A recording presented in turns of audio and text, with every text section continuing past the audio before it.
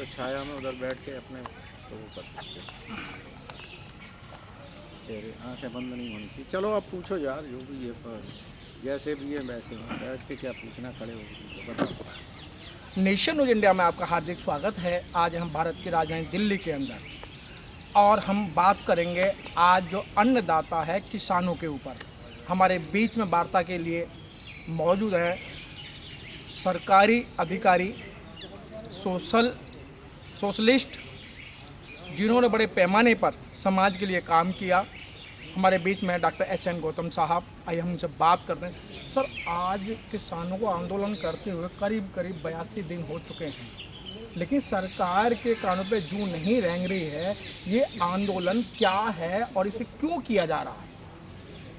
जय भीम साथियों, आज सरकार अगर इन किसानों की बात को नहीं सुन रही है, उसका प्रत्यक्ष कारण एक चीज़ का भय है। आज सरकार जान गई है कि जनता हमारे साथ में नहीं है, लेकिन तकनीकी सुविधा के अनुसार वो ईवीएम होने के कारण उन्हें सरकार से कोई डर नहीं, पब्लिक से कोई डर नहीं लग रहा है, और उन्होंने अपने ब्यूरोक्रेटिक सिस्टम को अपने हाथ में गुलाम बना रखा है। न्यायपालिका को उन्होंने इस तरह से जकड़ रखा है कि न्यायपालिका उनके अगेंस्ट में किसी भी तरह का स्टेटमेंट देती नहीं है और ना ही कोई ऐसा एक्शन ले पा रही है। पता नहीं हमारे देश की न्यायपालिका कमज़ोर है या हमारे न्यायाधीश कमज़ोर हैं, लेकिन कहीं ना कहीं हमारे देश के संविधान को जो नुकसान हो रहा है उसमें न्यायपालिका का बहुत बड़ा रोल है। मैं एक किसान का बेटा हूँ, मेरे परिवार में खेती होती है। आज भी मैं खेती और मजदूर का, किसान कहना तो बहुत बड़ी बात हो जाती है, खेती और मजदूर का बेटा हूँ और आज भी मैं किसानी से जुड़ा हुआ व्यक्ति हूँ। बचपन में हमने किसानी की है, हम समझते हैं कि आज किसान क्यों परेशान हो रहा है, लेकिन इस परेशानी का डर सरकार को नहीं है। क्यों नहीं है? क्योंकि उसके पास ईवीएम जैसा हथियार है। तो जब उन्हें पता है किसान वोट दे या न दे, हम अपने चुनाव जीत के आ जाएंगे। जिस दिन आप ईवीएम को हटवा दीजिए, किसान का भी आंदोलन सबसे ज़्यादा ऊपर पहुंच जाएगा, क्योंकि फिर जनता का प्रभाव नेता के ऊपर रहेगा और नेता इस बात से डरेगा कि कल को मुझे वोट नहीं मिलेगा। अब उन्हें पता है कि जब ईवीएम से हमें जीत के आना है, सरकार ये तो चिल्लाते रहते हैं। दूसरा, एक चीज़ बड़ी गंभीरता से सोचने की, जब 2014 में सरकार मोदी जी के शासनकाल में बनी थी, तो आपने देखा पहले दलितों के ऊपर अत्याचार होना शुरू हुआ, जिसमें ऊना में गरीब बच्चों को पकड़ करके नंगे बदन करके उन्हें मारा पीटा गया, सड़क पर बाकायदा वीडियो डाल करके। क्या आप सोचते हो सरकार के लोग उसमें शामिल नहीं हैं? क्या मोदी की आंखों पर पट्टी लगी हुई थी? क्या गृह मंत्री को ये पता नहीं है? लेकिन उसमें से किसी भी एक व्यक्ति पे क्या न्यायपालिका देख नहीं रही थी? न्यायपालिका स्वयं भी संज्ञान ले सकती थी, लेकिन किसी ने इसलिए नहीं लिया क्योंकि ये लड़ाई गरीबों की थी, उन लोगों की थी जिन्हें मनुस्मृति से गुलाम रखने का प्रयत्न किया जा रहा है।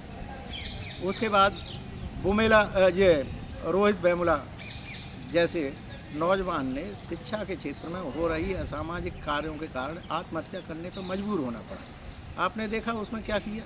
सरकार ने जातियां देखना शुरू की। जातियों के नाम पे आपस को बांट करके एक संगठन जो मजबूत हो सकता था, एक आवाज़ हो सकती थी, नौजवानों की आवाज़ हो सकती थी, कॉलेज यूनिवर्सिटी के स्टूडेंट्स की आवाज़ हो सकती थी, उन सब की आवाज़ को दबाने के लिए या बिखेरने के लिए उन्होंने कह दिया कि ये तो इस जाति का था।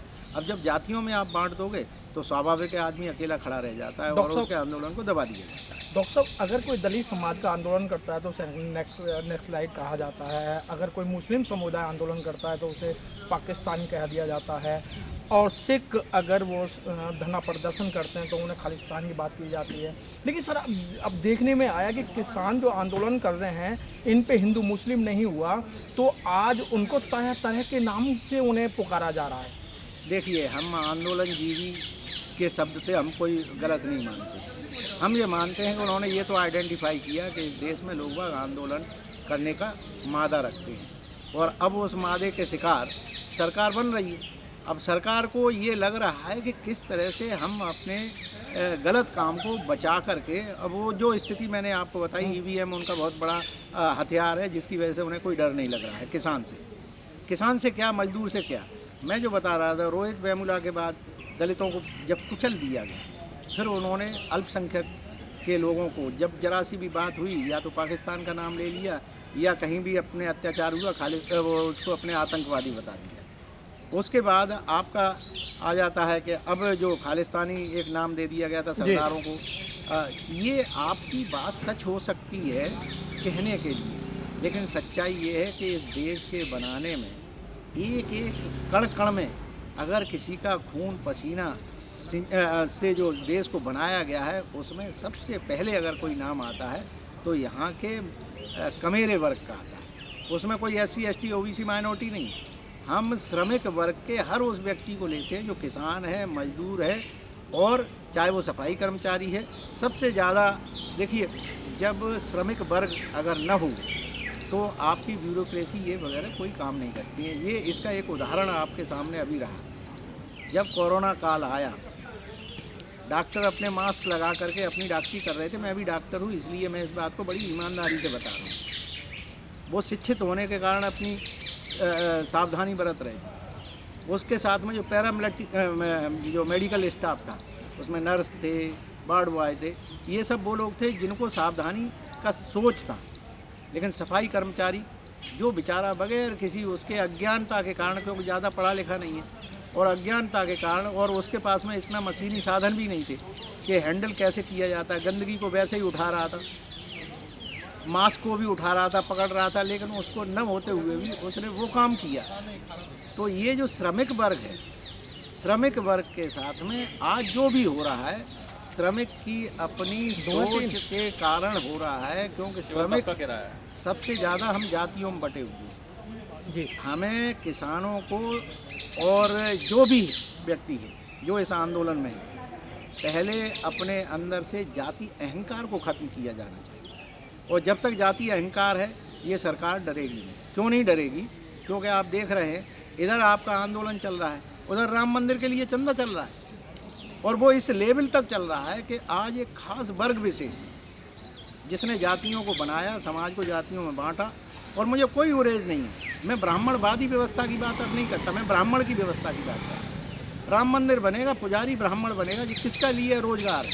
ये जितने भी मंदिर हैं, अगर राकेश टिकैत जी ने एक दिन ये कहा कि मंदिर, वो मस्जिद और गुरुद्वारे, ये सब हमारे लिए जब दरवाजे खोल दिए, हम गरीब किसानों के जो खून पसीने की कमाई से हमने ही चंदा दिया और हम बनाते हैं इन मंदिरों को, एक भी मंदिर ने आगे आकर के कोई सहयोग नहीं किया। इस पर ब्राह्मणों को बहुत बुरा लगा।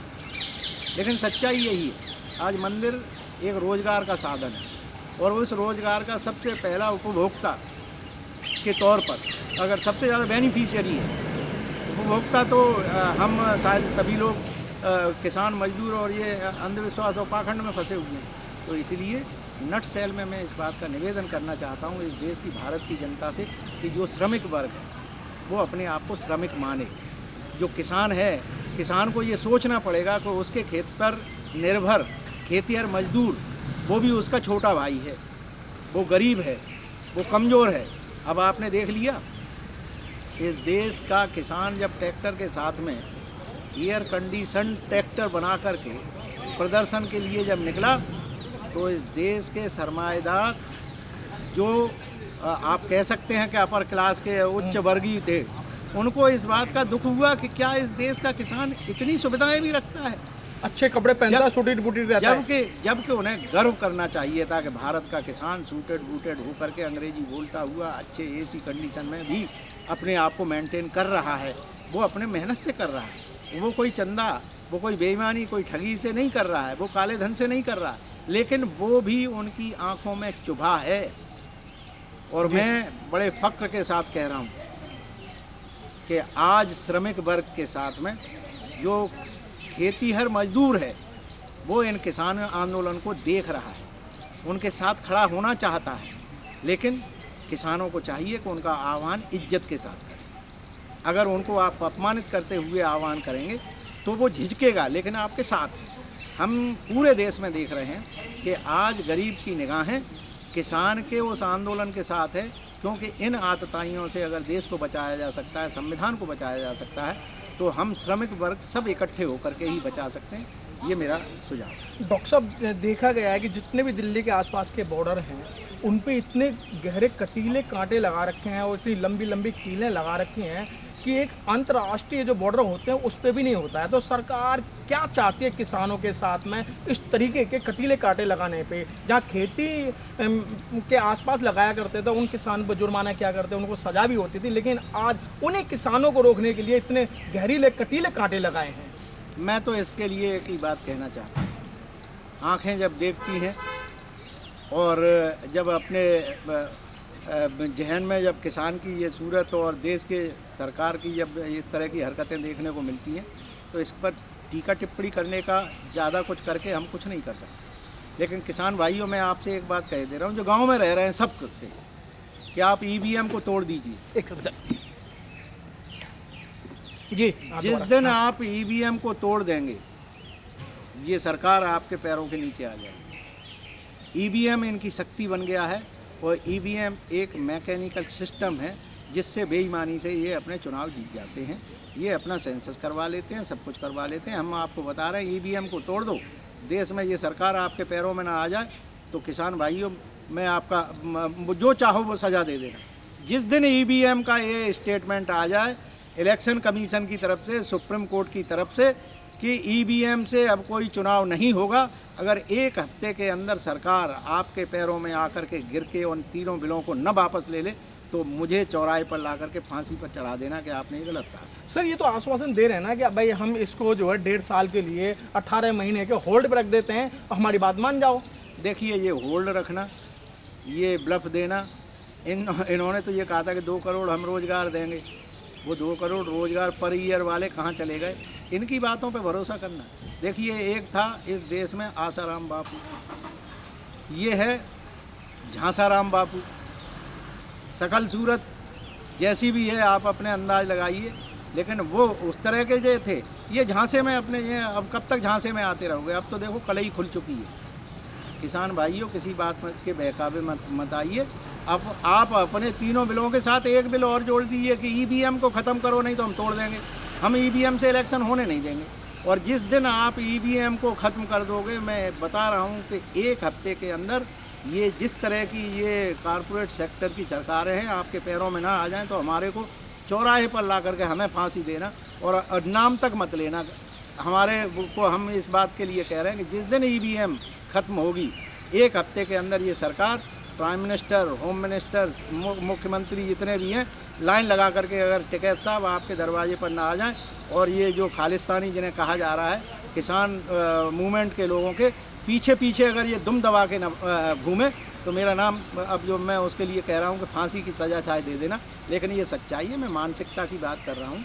इन लोगों की मानसिकता इस समय इतनी प्रदूषित हो चुकी है, और मुझे बड़ा दुख लगता है कि पढ़े लिखे लोग बाग जब किसानों के ऊपर गंदे कमेंट करते हैं, विशेषकर खास वर्ग के हैं, उन लोगों का काम या तो ठगी करना रहा है बाज़ार में, या मंदिरों में बैठ के ठगी करते रहे। ये इतना झूठ प्रचार, इतना गंदा प्रचार किया जा रहा है, और महिलाओं को भी किस तरह से कुचल दिया गया ट्रैक्टर के नीचे, और कहीं दिखाया नहीं गया नेशनल उस पर, मीडिया पर। मैं बड़े आज डर है कि पता नहीं कल कौन किसको कहाँ, ये तालिबानी युग आने का शायद मुझे संकेत लग रहा है कि जिस तरह से अफ़गानिस्तान में तालिबान ने जो मचा रखा है, हमारे देश में भी ये तालिबानी नाम है। देखिए, एक बात बताइए, आप कहते हो हिंदू राष्ट्र, क्या ये देश जो नहीं है? जब कोई दूसरा फिर कहेगा कि मेरे को तो सिख राष्ट्र चाहिए, फिर तीसरा कहेगा मेरे को मुस्लिम राष्ट्र चाहिए, फिर कोई कहेगा बौद्ध राष्ट्र चाहिए, तो यही तो है जो राष्ट्रीय भावना के प्रति बेईमानी है। हमारा देश सेकुलर भारत है, और इस भारत को भारत रहने दो। वैसे तुमने इस देश को बनाया नहीं, तुमने तो कभी कभी जब बातों में आता है, हमारे कोई कह देता है कि मैं फलाने वर्ग का हूँ और मैं बनिया हूँ, मैं बनिया के तरीके से समाज को ठगूंगा। नहीं सर, हम किसानों की बातों पर ही आते हैं सर। जिस तरीके से किसान आंदोलन कर रहे हैं और कह रहे हैं भाई हमें ये 3 बिल नहीं चाहिए, और ज़बरदस्ती थोपे जा रहे हैं, और बार बार सरकार ये कहती है, और जैसे राजनाथ जैसे नेता कहते हैं, जो मिनिस्टर भी हैं, कि भाई मैं किसान का बेटा हूँ, इन बिलों को मैंने पढ़ा है, इसके अंदर किसानों की आय दुगनी और किसानों का फ़ायदा होगा। देखिए, जहाँ तक कृषि मंत्री नरेंद्र सिंह तोमर हैं और आपके राजनाथ सिंह जी हैं, ये जिस वर्ग को रिप्रेजेंट करते हैं वो किसानों का वर्ग है। दुर्भाग्य ये है कि आज किसानों के ही साथ, किसानों से ही यह सब कुछ करवाया जा रहा है, क्योंकि ये डरे हुए लोग हैं। इनके कहीं ना कहीं डर है इनके अंदर, चाहे सत्ता का डर हो या कोई ऐसे इनके कोई कमजोरियां हों, जिन कमजोरियों को अपने किसी बक्से में बंद हो, और उस डर की वजह से ये कह नहीं पा रहे हैं। लेकिन राजनाथ से ये उम्मीद नहीं की जाती थी, और ना ही नरेंद्र सिंह तोमर से ये उम्मीद की जाती है कि इन किसानों को इस स्थिति में पाकर एक दिन लोकसभा में ये भी नहीं कहना, अरे कुछ तो मानवीय आधार पर उन्होंने तुम्हें वोट दिया है। ईमानदारी से मैं कह रहा हूँ कि जो किसान यहाँ बॉर्डर पर बैठे हुए हैं, 99% इन किसानों, 90% तो सच है कि इन्होंने बीजेपी को वोट किया था, लेकिन आज वो जिस हालत में है, जिस भावना के तहत किया गया था, वो भावना अब तो खैर बीजेपी की ओपन हो गई है कि इन्होंने पहले दलितों को मारा, फिर अल्पसंख्यक को मारा, फिर ओबीसी के आरक्षण को भी नुकसान पहुंचाया। अब उन्होंने यहाँ के जितना भी श्रमिक वर्ग है, जिनके बच्चे पढ़ न सकें, जिनके बच्चे जज न बन सकें, जिनके बच्चे आईएएस न बन सकें, इन सबको बर्बाद करने के लिए ये है। और सुप्रीम कोर्ट उसमें सहभागी बन रहा है, इलेक्शन कमीशन सहभागी बन रहा है। ईवीएम को खत्म कर दो, हम ये बता रहे हैं कि न सब रास्ते पर आ जाएं तो हमारा नाम बदल देना। सर ईवीएम समय पे ही तो खत्म होगी, अभी तो इसमें 3-4 साल हैं और 2024 में चुनाव होगा। उससे पहले तो ये देश के अंदर क्या है कि हम अपनी बात भी नहीं कह सकते हैं, और अपनी बात कहने के लिए पथराव होता है। गांव के लोगों को बुलाया जाता है, इधर उधर के लोगों को बुला के, जिस तरीके 28 तारीख का जो मंजर था सर गाजीपुर के अंदर, मैं वहीं कवरेज कर रहा था, ऐसा मंजर था। वहाँ कई हजार की तादाद के अंदर फोर्स लगा रखी थी। फिर उनके साथ में जो पहले जो NRC CAA में जो हुआ था, जींस पहन के और खाकी जैकेट पहन के लोग घुसाए थे, वही यहाँ मंजर हुआ सर। देखिए, यही तो मैं पहले से कह रहा हूँ कि जब आपने किसी भी आंदोलन का, तालिबानी युग क्या है, वर्ग संघर्ष क्या है, इसी तरह से आपस में लोगों को जातियों में बांट करके अपने आपस में लड़वा दो। आपस में लोग लड़ेंगे, मरेंगे, और हम सत्ता में बैठे हुए खास वर्ग के लोग हैं, हम अपने आप को सुरक्षित अपने किलों में अपने रखेंगे, और देश में जो भी है गरीब ज़्यादा गरीब रहे। आरएसएस या ये सब चाहते क्या हैं? ये वर्ग चाहता ये है कि इस देश का श्रमिक वर्ग कभी भी सत्ता पर सोचने का अधिकार न पाले। अब सोचने के लिए शिक्षा की ज़रूरत है, और शिक्षा को आपने अपने अब विचलित कर दिया। देखिए, मैं एक उदाहरण बता रहा हूँ। जब 1999 में हमारे एक बहुत सीनियर आईएएस माता प्रसाद जी हुआ करते थे, उनका सिलेक्शन अपने आईएएस में ऐसी उम्र में हो गया कि वो कैबिनेट सेक्रेटरी बनने की स्थिति पर आ गए। अटल बिहारी वाजपेयी जी की सरकार थी। अटल बिहारी वाजपेयी जी ने बड़ी चतुराई के साथ में, और चतुराई क्या, अपने दबंगी के साथ में उन्होंने उन्हें कैबिनेट सेक्रेटरी नहीं बनाया, क्योंकि वो सबसे सीनियर होते हुए भी उन्हें यूपीएससी का मेंबर बना करके साइडलाइन कर दिया। आज जो आईएएस बन के आ रहे हैं नौजवान बच्चे, वो क्या कैबिनेट सेक्रेटरी बन पाएंगे? अब कैबिनेट सेक्रेटरी जो बनता है वो सरकार का प्रधानमंत्री होता है, ब्यूरोक्रेट्स के जितने भी आदेश होते हैं उसका प्रधानमंत्री होता है, लेकिन आप उसे बनने ही नहीं देंगे, सेक्रेटरी उसे बनने नहीं देंगे। खास वर्ग के लोग वह सेक्रेटरी बनेंगे, वही उसको अपने बिजनेस के तरीके से अपने यूज़ करेंगे। देश तो बर्बाद हो ही रहा है। इन्होंने देश को बनाया कहाँ है? ये तो देश को बेचते हैं। और आज की तारीख में इस देश को अगर देश रहना है, इस संविधान को संविधान रहना है, इस संविधान से ही ये देश अब देश रह पाएगा। वरना लोग बात सोचते हो कि इस संविधान को हम खत्म करके दूसरा कोई संविधान ले आएंगे, तो ये भूल जाइए 70 साल में चाहे कुछ हुआ हो या ना हुआ हो, डॉक्टर गौतम ने पढ़ाई तो कर ली है। डॉक्टर गौतम ने इतना सोच लिया है कि किसकी क्या औकात है, भगवान का दर्जा कितना है, साइंस का दर्जा क्या है। ये कोरोना ने बता दिया। कोरोना ने ये बता दिया कि साइंस अगर नहीं होगा तो भगवान तो अपने मंदिरों में भी डर के भाग जाएंगे, क्योंकि आप मानव को मानव नहीं रहने देंगे। पत्थरों को अगर पूजते फिरोगे तो उससे देश नहीं बनेगा। गाय के मूत्र के पीने का उपदेश देने वाले लोगों, आप अपने प्रधानमंत्री को, आप अपने होम मिनिस्टर को, आप अपने जो भी सत्ता में बैठे हैं, रोज़ सुबह जा कर के उसका सेवन करवाइए। वो आपको दरवाजे के अंदर घुसने भी दें तो हमारा नाम बदल देना। क्या बात कर रहे हो तुम लोग? कब तक छद्म भेष में समाज को, देश को लूटते रहोगे? अब ये देश देखने वाला नहीं है। ज़्यादा मत उछलिए। अगर ये आपने रास्ता आज दिखा दिया है, गलत रास्ता अगर आपने आज दिखा दिया है, कल आने वाला रास्ता आपके लिए घातक होगा। एक तो ये, और आपने कहा कि ईवीएम तो 2 साल बाद आएगा। आज आप ईवीएम के ऊपर बता दीजिए, इलेक्शन कमीशन या सुप्रीम कोर्ट या पब्लिक ये कह दे कि ईवीएम को हम तोड़ देंगे, उससे चुनाव नहीं होने देंगे। आप देख लीजिए भैया, आज से ही तैयारी फिर होगी उनकी इलेक्शन की कि अब बहुत मुश्किल में फंस गए। ईवीएम हटा दो, किसानों के ये तीनों बिल अगर वापस नहीं हो जाए तो हमें फांसी पे चढ़ा देना। ठीक सर। थोड़ा सा इसमें एक